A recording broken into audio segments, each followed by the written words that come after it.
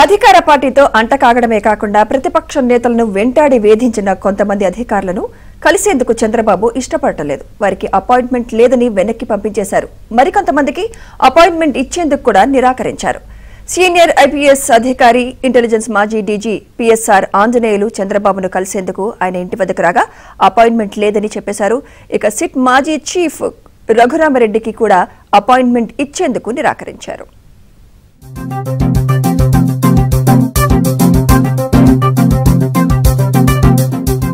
YCP అధికారంలో ఉన్న సమయంలో కన్ను మిన్ను కనిపించకుండా వ్యవహరించిన కొంతమంది అధికారులకు వారి స్థానం ఏంటో చూపించాలని తెలుగుదేశం నిర్ణయించింది.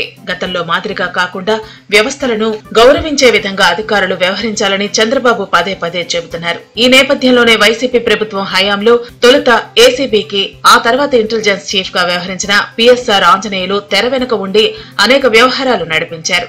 చివరకు ప్రధాని ఎన్నికల ప్రచారానికి వచ్చిన చిలుకలూరిపేట సభలో భద్రతా లోపాలు, ఇతరత్ర ఆరోపణలపై ఎన్నికల కమిషన్ ఆయన్ను బదిలీ చేసింది. ఏసీబీ డీజీగా ఉన్న సమయంలో 2019లో వైసీపీ ప్రభుత్వం అధికారంలోకి వచ్చిన వెంటనే ప్రస్తుత ఏపీ టీడీపీ అధ్యక్షుడు అచ్చెన్నాయుడిపై ఏసీబీ కేసు పెట్టి అర్ధరాత్రి శ్రీకాకుళం జిల్లా నిమ్మాడలో అచ్చెన్నాయుడి ఇంటి గోడలు దూకి అరెస్టు చేశారు.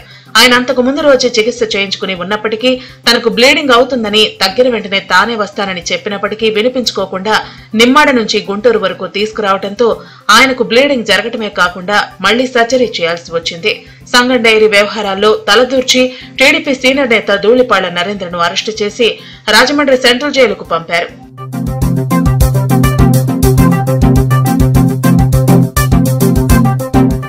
అమూల్ డైరీ కోసం సంగం డైరీని నాశనం చేసేందుకు పూనుకున్నారని అప్పట్లో ఆరోపణలు వెలువెత్తాయి. అదేవిధంగా అనేక మంది నేతలతో పాటు అనంతపురంలో జేసీ ప్రభాకర్ రెడ్డిపై బస్సుల విషయంలో కేసు పెట్టి ఆయన్ను అరెస్టు చేశారు. ఈ వ్యవహారాలన్నింటిపై చంద్రబాబు మండిపడుతున్నారు. ఈ నేపథ్యంలోనే గురువారం ఉదయం పీఎస్ఆర్ ఆంజనేయులు చంద్రబాబును కలిసేందుకు ఆయన ఇంటికి వచ్చారు. అపాయింట్మెంట్ లేదని చెప్పడంతో ఆయన వెనుదిరిగి వెళ్లారు. చంద్రబాబుపై అక్రమ కేసు పెట్టడమే కాకుండా స్కిల్ డెవలప్మెంట్ వ్యవహారంలో ఆయన అరెస్టు చేయడంలో అప్పటి సిట్ చీఫ్ కొల్లి రఘురామిరెడ్డి అత్యుత్సాహం ప్రదర్శించారు. జెడ్+ కేటగిరీలో ఎస్పీజీ ప్రొటెక్టీగా ఉన్న చంద్రబాబును తెల్లవారుజామున బస్సు డోర్లు కొట్టి ఆయన బయటకు రప్పించారు. ఎటువంటి నోటీసులు ఇవ్వకుండా ఆ కేసులో ఆయన అరెస్టు చేసి నంద్యాల నుంచి తాడేపల్లికి తీసుకొచ్చి సిట్ కార్యాలయంలో ప్రశ్నించారు. ప్రతిపక్ష నేత, మాజీ ముఖ్యమంత్రికి ఇచ్చే గౌరవం ఇదేనా అని ప్రశ్నించినప్పటికీ కొల్లి రఘురామిరెడ్డి వినలేదు.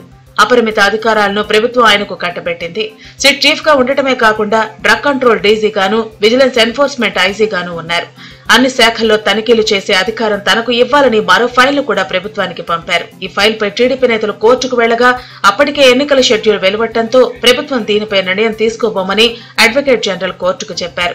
మరోవైపు ఇన్ని శాఖలకు అధిపతిగా ఉన్న కొల్లి రఘురామిరెడ్డిని ఆ బాధ్యతల నుంచి తప్పించి డీజీపీ కార్యాలయంలో రిపోర్టు చేయాలని ఆదేశించారు. దీంతో ఆయన డీజీపీ కార్యాలయంలో రిపోర్టు చేశారు.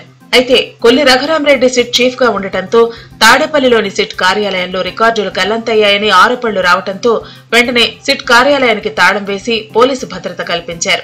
ఈ నేపథ్యంలోనే చంద్రబాబును కలిసేందుకు కొల్లి రఘురామిరెడ్డి ప్రయత్నాలు చేశారు. అయితే ఆయనకు అపాయింట్మెంట్ ఇచ్చేందుకు చంద్రబాబు పేషి నిరాకరించింది. మరోవైపు గుంటూరు కలెక్టర్ వేణుగోపాల్ రెడ్డికి కూడా ఇదే పరిస్థితి ఎదురైంది. దీంతో అధికారులందరికీ చంద్రబాబు గతంలో మాదిరిగా లేరనే సంకేతాలు పేషి సిబ్బంది పంపినట్లు అయింది. కర్టసీ కాల్ పేరుతో వచ్చినా కూడా నిర్మోహమాటంగా టీడీపీ పెద్దలు నో చెబుతున్నారు.